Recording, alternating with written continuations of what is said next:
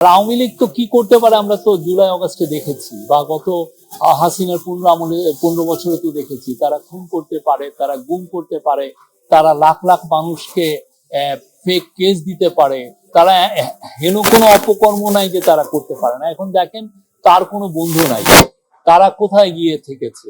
আজকে চিফ অ্যাডভাইজারের একটা খুবই ব্যস্ততম দিন গিয়েছে।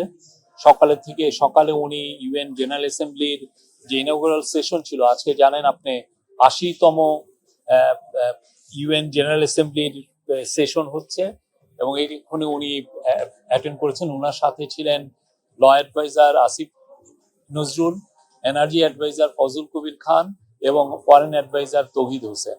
আর এছাড়াও ছিলেন বাংলাদেশের permanent representative to UN Salahuddin Noman Chowdhury, তারপরে আমাদের এসডিজি কোঅর্ডিনেটর এবং সিনিয়র সেক্রেটারি লামিয়া মোর্শেদ, এবং আরেকজন ছিলেন, এনারা ছিলেন। আর আজকে এই ইউএন জেনারেল অ্যাসেম্বলির সাইড লাইনে ওনার অনেকগুলো মিটিং হয়। প্রথম উনি মিটিং এ ঢোকার মুহূর্তেই উনি, যখন শুরু হওয়ার আগে ওনার সাথে চিলির ফর্মার প্রেসিডেন্ট মিশেল ব্যাশেলে, উনি আপনি জানেন উনি ইউএন এর হিউম্যান রাইটস অফিসেরও প্রধান ছিলেন, বাংলাদেশেও সফর করেছিলেন। মিশেল ব্যাশেলের সাথে কথাবার্তা হয়। ওনার সাথে WHO-র chief director general Tedros Adhanom, ওনার সাথে কথাবার্তা হয়। তারপরে ওনার সাথে অস্ট্রেলিয়ান প্রাইম মিনিস্টার অ্যান্থনি অ্যালবেনিজের সাথে বেশ কিছু সময় কথাবার্তা হয়। ওনারা এই পুরো মিটিং গুলোতে আমাদের আর তাদের মধ্যে যে মিউচুয়াল যেই ইস্যুগুলো আছে সেগুলো ছাড়াও ইলেকশনের বিষয়ে আসে, রিফর্ম আসে, এবং বিশেষ করে অ্যান্থনি অ্যালবেনিজের সাথে বাংলাদেশি যে কমিউনিটি অস্ট্রেলিয়ায় আছে তাদের বিষয়েও আলাপ হয়। উনি চিফ অ্যাডভাইজারকে জানিয়েছেন যে ওনার যেটা কনস্টিটিউয়েন্সি, ওইখানে অনেক বাংলাদেশি অরিজিন অস্ট্রেলিয়ান নাগরিক আছেন, এবং তাদের 21শে ফেব্রুয়ারির অনুষ্ঠানে উনি জয়েন করেছেন এর আগে একবার। এছাড়া উনার সাথে WTO-র ডিরেক্টর জেনারেল এনগোজি ইয়োলা সাথে কথাবার্তা, একটা ভালো মিটিং হয়েছে। ওয়ার্ল্ড ব্যাংকের প্রেসিডেন্ট অজয় বাঙ্গার সাথে মিটিং হয়েছে, এবং কুইন ম্যাক্সিমা অফ নেদারল্যান্ডের কুইন, তার সাথে কথা হয়েছে। এনগোজি ইয়োলার সাথে মূলত কথা হয়েছে WTO-র যে রিফর্ম, আমরা গ্লোবাল সাউথের একটা রিপ্রেজেন্টেটিভ হিসেবে আমরা WTO রিফর্ম আমরা চাচ্ছি। WTO আপনি জানেন যে খুবই একটি ইম্পর্টেন্ট একটা গ্লোবাল অর্গানাইজেশন, তার আন্ডারেই আসলে গ্লোবাল ট্রেডের 75% অফ দ্য ট্রেড তারা গভর্ন করে, তাদের রুলস দ্বারা গভর্ন হয়। এবং সেখানে WTO-র উনি সাপোর্ট চেয়েছেন বাংলাদেশে LDC গ্র্যাজুয়েশনের সময়। আমাদের তো বেশ কিছু ইস্যু আছে। আমাদের LDC গ্র্যাজুয়েশন আপনি জানেন 2026 সালের শেষের দিকে আমাদের LDC গ্র্যাজুয়েশন হওয়ার কথা, এবং যদিও আমাদের বিজনেসম্যানরা এই বিষয়ে ডিলে করার কথা বলছেন। এবং তার সাথে আলাপ হয় যে LDC গ্র্যাজুয়েশনের জন্য যদি আমাদের তো কিছু বিভিন্ন দেশে আমরা প্রিফারেন্সিয়াল ট্রেড এক্সেস পাই, ডিউটি ফ্রি এক্সেস পাই, সেই প্রিফারেন্সিয়াল ট্রেড এক্সেস যাতে আমাদের অ্যাফেক্টেড না হয় সেই জন্য আমরা WTO-র হেল্প চেয়েছি। আর অজয় বাঙ্গার সাথে বাংলাদেশের ইলেকশন নিয়ে কথাবার্তা হয়। উনি আবারও জানিয়েছেন ফেব্রুয়ারির প্রথমার্ধে ইলেকশন, এই ইলেকশনের জন্য কি কি আমরা মেজার নিচ্ছি সেগুলো কথা হয়েছে। এছাড়া আমাদের ইকোনমিক রিফর্ম গুলো সামনের মাসগুলোতে কি কি রিফর্ম হবে, কি কি কোথায় ফোকাস হচ্ছে সেগুলো নিয়ে আলাপ হয়। চিফ অ্যাডভাইজার জানিয়েছেন যে আমাদের বাংলাদেশের থেকে যে $234 বিলিয়ন শেখ হাসিনার আমলে সাইফন অফ হয়ে গেছে, যারা চুরি করে নিয়ে গেছে, তো সেই টাকাটা ফেরানো তার একটা বড় একটা প্রায়োরিটি। সেই বিষয়ে উনি আলাপ করেছেন। আপনি জানেন ওয়ার্ল্ড ব্যাংক এগুলো ক্ষেত্রে যথেষ্ট এক্সপার্টিজ আছে, তারা এগুলো ব্যাপারে হেল্প করে। তারপরে বাংলাদেশের ব্যাংকিং সেক্টর রিফর্ম এবং ফিসকাল রিফর্ম এগুলো বিষয়েও তার সাথে আলাপ হয়।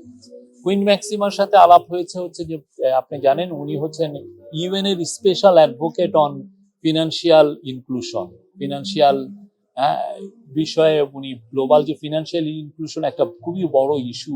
আপনি জানেন যে ব্যাংকগুলো, গ্লোবাল ব্যাংকগুলো ছোট যারা একটু গরিব জনগোষ্ঠী তাদেরকে ফিনান্সিয়ালি ইনক্লুড করতে চায় না এবং তাদের প্রতি এক ধরনের সিস্টেমেটিক বায়াসনেস কাজ করে এগেনস্টে।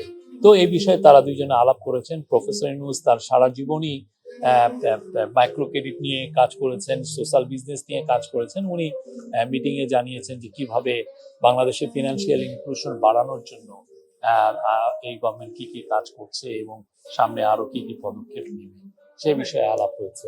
এছাড়া একটা উনি গতকাল আপনারা জানেন যে এসডিজির উনি অ্যাওয়ার্ড পেয়েছেন। আজকে বাংলাদেশে আরো দুই একটা বিষয়ে ওনার মিটিং আছে। আর আজকে বিকাল বেলায় ওনার মিটিং আছে প্যারিসের যিনি মেয়র, তার সাথে ওনার একটা মিটিং আছে।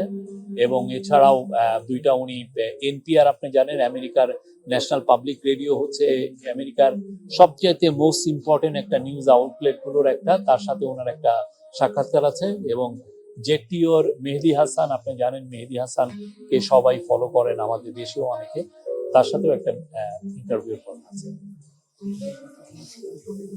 আর পলিটিক্যাল পার্টির একটা ডেভেলপমেন্ট আছে, এটা আজাদ মজুমদার করছে।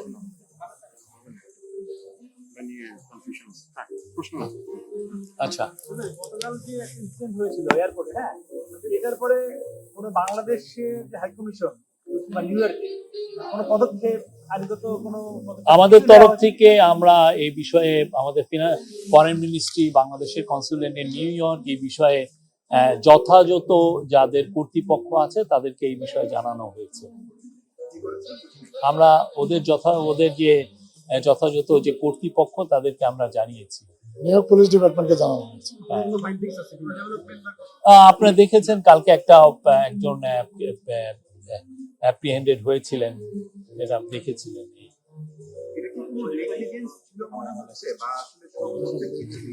আমরা এই বিষয়ে একদম স্পষ্ট একটা বিবৃতি দিয়েছি। আমরা আপনাদেরকে আহ্বান করব বিবৃতিটা আবার একটু পড়বেন। ২৬ তারিখে স্যার যে বক্তব্য রাখবেন সেইখানে মূলত কোন বিষয়টা ফোকাস থাকবে, মানে বিশ্ব নেতাদেরকে উনি এবার কি বার্তা দিতে চান? না, একটা প্রথম কথা হচ্ছে যে ইন্টারিম গভর্নমেন্ট গত 14 মাস ধরে কি কি কাজ করলো, কি কি রিফর্মের কাজ করেছে, বাংলাদেশের যে গত 14টা মাস কত চ্যালেঞ্জিং ছিল এবং সেই বিষয়ে এই চ্যালেঞ্জগুলো উত্তরণের জন্য এই গভর্নমেন্টে কি কি কাজ করেছে, ইলেকশনের প্রিপারেশনটা আমাদের কিরকম, প্লাস হচ্ছে গ্লোবাল যে জিও পলিটিক্যাল যে অনেকগুলো ইস্যু সেগুলো নিয়ে কথা বলবেন।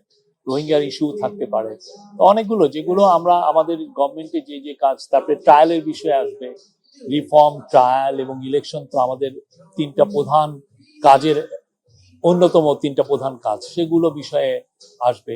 প্লাস হচ্ছে যে উনি উনার গ্লোবাল যে লিডারদেরকে উনি ওনার পার্সোনাল কিছু মেসেজ আছে সেগুলো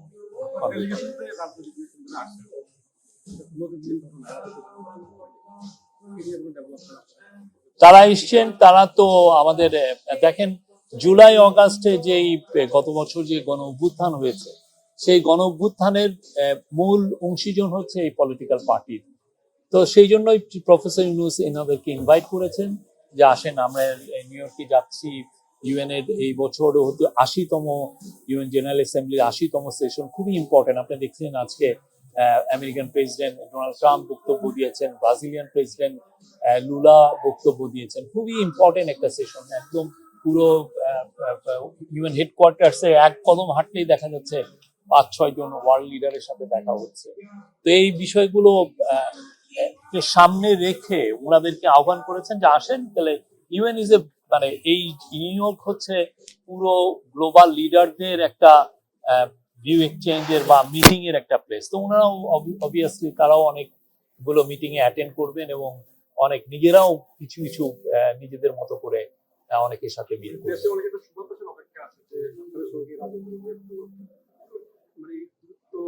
কোনো দূরত্ব হয় নাই।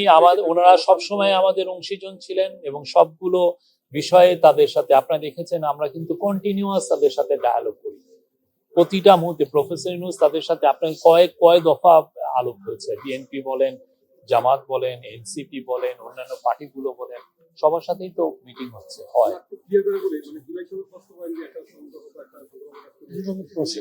এটা একটা প্রসেস, এটা নিয়ে আমরা অডিট না, এটা ন্যাশনাল কনসেনসাস কমিশনের সাথে আমাদের পলিটিক্যাল পার্টি নিয়মিত বৈঠক করছেন এবং সামনের বৈঠকগুলোতে আমরা আশা করছি যে এটা একটা শান্তিপূর্ণভাবে এটার একটা সমাধান হবে। কালকে 5 জন রাজনীতিকের জন্য একটা গাড়ি বরাদ্দ ছিল এবং কোনো উপদেষ্টা আমাদের 4-5 জন উপদেষ্টাও সেখানে এসেছেন, তাদের কারো কোনো ক্ষতি বা কোনো ধরনের কিছু আমরা দেখিনি। এই জায়গাটা কি এটাকে আপনাদের আপনি আপনি আমার মনে হয় আপনি আজকে যে আমাদের স্টেটমেন্টে এটা পড়েন নাই, যেটা স্টেটমেন্টে আমরা যেটা একজনের ইমিগ্রেশন জড়িত আমাদের যেটা ছিল, আমি আবারও বলি, তাদের 5 জনই আমাদের সাথে আসার কথা ছিল এবং সেখান থেকে আমরা ঢাকা থেকে ওই বিষয়ে আমরা প্রিপারেশন নিয়েছি এবং সেই অনুযায়ী যথাযথ কর্তৃপক্ষের কাছে তাদের লিস্টও গিয়েছে এবং সেই অনুযায়ী তারা নেমে আমাদের সাথে যেই যেই কনভয়, সেই কনভয়ে আসবেন। ওনারা 8 ঘন্টা ওখানে বসেছিলেন, কিন্তু একটা ভিসা সংক্রান্ত একটা জটিলতার কারণে ওই দিক দিয়ে আসছে। হ্যাঁ, ফলে যেটা হয়েছে যে ওই দিকে আমাদের প্রিপারেশনটা হইতে ছিল না। আর আওয়ামী লীগের লোকরা যে এরকম করবে সেটা অবশ্যই বলা হয়েছিল, কিন্তু কমিউনিকেশন কিছু গ্যাপ হয়েছে, এগুলো নিয়ে আমরা দেখছি। এই আর এটা নিয়ে আমরা খুব স্পষ্ট একটা বক্তব্য দিয়েছি, আমরা সবাইকে বলবো যে আপনারা স্টেটমেন্টটা পড়বেন। আমি আর কোনো কথা নেই। আমরা যারা এখানে কাজ করি, আমরা কিন্তু ধারাবাহিক অনুরোধ করছিলাম এখানে আওয়ামী লীগ কিছু একটা করতে পারে। তো নিশ্চয়ই আপনারা সেই দেখেছেন এখান থেকে। আমরা যেটা জানি যে আমাদের তিনি দুদিন আগে এসেছেন, তিনি কনসার্ন বিষয়টা নিয়ে, এবং এখানে আমরা যেটা জেনেছি যে এখানকার কনসুলেট এবং এখানকার যে স্থায়ী মিশন তাদের দুর্বলতার বিষয়টা হচ্ছে বন্ধ করতে। এই বিষয়ে আমাদের বক্তব্য স্পষ্ট।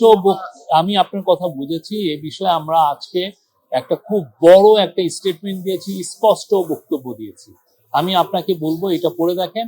আর আওয়ামী লীগ তো কি করতে পারে আমরা তো জুলাই আগস্টে দেখেছি, বা গত হাসিনার 15 বছরে তো দেখেছি। তারা খুন করতে পারে, তারা গুম করতে পারে, তারা লাখ লাখ মানুষকে ফেক কেস দিতে পারে, তারা হেন কোনো অপকর্ম নাই যে তারা করতে পারে না। এখন দেখেন তার কোনো বন্ধু নাই, তারা কোথায় গিয়ে থেকেছে।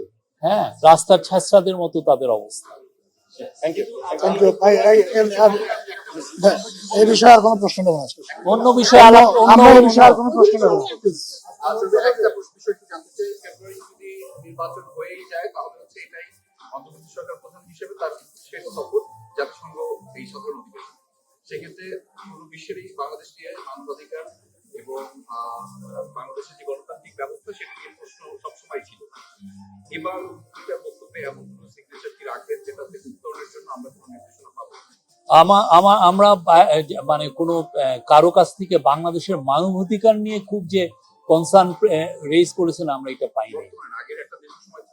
সেটা তখনকার নিয়ে ওইটা তো আমরা কাজ করছি। আমরা গুম কমিশন করেছি, আমরা বিভিন্ন হিউম্যান রাইটস এর অনেকগুলো ল এনেছি, অনেকগুলো লিগাল চেঞ্জ এসছে, নতুন নতুন ল হয়েছে।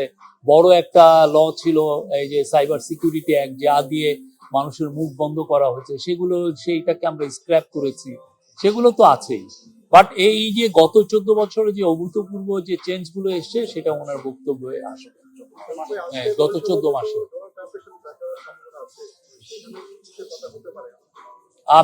এটা অফিশিয়াল লঞ্চ, এটা অফিশিয়াল বোধহয় ডিনার। Thank you. না, করেন কোশ্চেন করেন, অসুবিধা নেই ভাই। ওইটা নিয়ে আর কোশ্চেন আমরা উত্তর দিব না। হ্যাঁ, বলেন অলওয়েজ ওয়েলকাম। বলা হয় যে কয়লা ধুলে ময়লা যায়,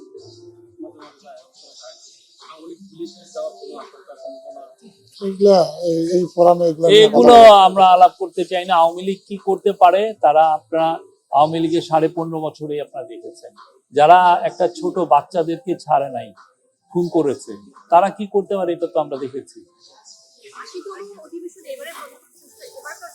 বাংলাদেশের জন্য যদি বলি সবচেয়ে তাৎপর্যপূর্ণ বিষয়টা কি হতে পারে, সবচেয়ে বড় অ্যাচিভমেন্ট কি হতে পারে? আমরা জানি যে বাংলাদেশের সবচেয়ে বড় তাৎপর্য হলো পুরো ওয়ার্ল্ড বিশ্ববাসীকে জানানো যে বাংলাদেশের একটা খুবই ইম্পর্টেন্ট, বাংলাদেশের জন্য একটা ফাউন্ডেশনাল ইলেকশন আমরা ফেব্রুয়ারিতে করতে যাচ্ছি।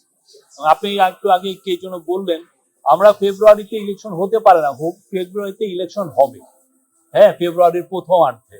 তো সেই বিষয়টাও জানানো, এবং সেই যে আপনি 15 বছরের যে মিসরুল, যেই ধরনের অপকর্ম করা হচ্ছে, সেগুলো থেকে বাংলাদেশের যে ডেমোক্রেটিক ট্রানজিশনের জন্য কি কি কাজ এই গভর্নমেন্ট করছে, সেই কাজগুলো সবাইকে জানানো, যে কি ধরনের রিফর্ম এই গভর্নমেন্ট এনেছে, কি ধরনের ইকোনমিক রিকভারি হয়েছে। আপনি জানেন একটা ভগ্ন, মানে একদম আর্থকোয়েক শ্যাটার্ড একটা ইকোনমি এই গভর্নমেন্ট ইনহেরিট করেছিল। সেই জায়গায় আমরা এই গভর্নমেন্ট কি কি কাজ করেছে ইকোনমিকে আবার সেই আগের জায়গায় নিয়ে আসার জন্য, সেই জিনিসগুলো, মেসেজগুলো দেওয়া। আর মূল মেসেজ হচ্ছে যে আমরা ফেব্রুয়ারিতে 15 ফেব্রুয়ারির মধ্যে, ফেব্রুয়ারি প্রথমার্ধে ইলেকশন করতে যাচ্ছি।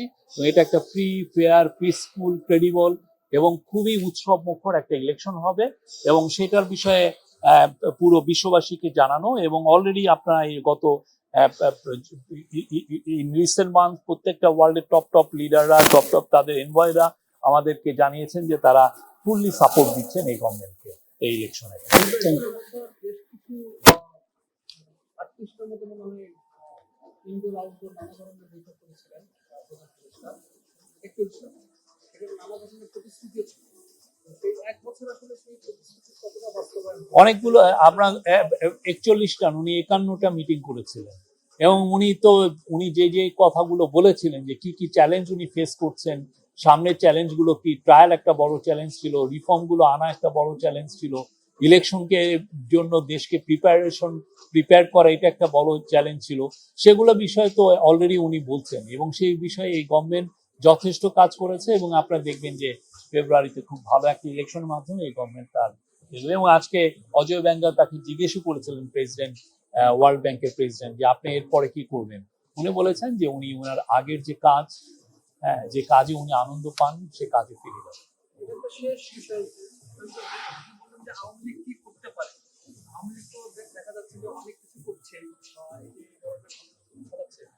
বাংলাদেশে তাদের বড় একটি সমর্থন এখন পর্যন্ত রয়েছে।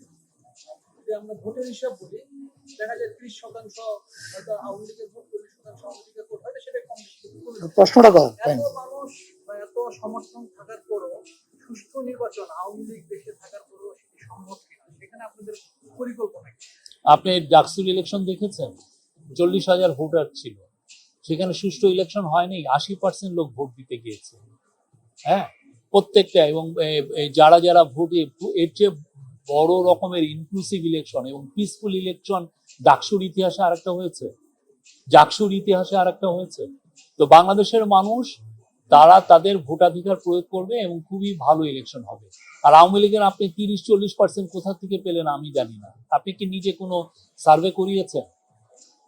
না, আপনি সার্ভে করিয়েছেন নাকি যে এটা 30% বা 40%? যারা খুনির একটা পার্টি, খুনির পার্টির 10% থাকলেই কি আর 1% থাকলেই কি, তারা মানুষের হাজার হাজার মানুষকে গুম করেছে, হাজার হাজার মানুষকে খুন করেছে। আপনি তো জার্নালিজমের কত 10 বছর হয়েছে বা 15 বছর আওয়ামী লীগের আমল দেখেন নাই? ভাই থ্যাংক ইউ। অনেক ধন্যবাদ।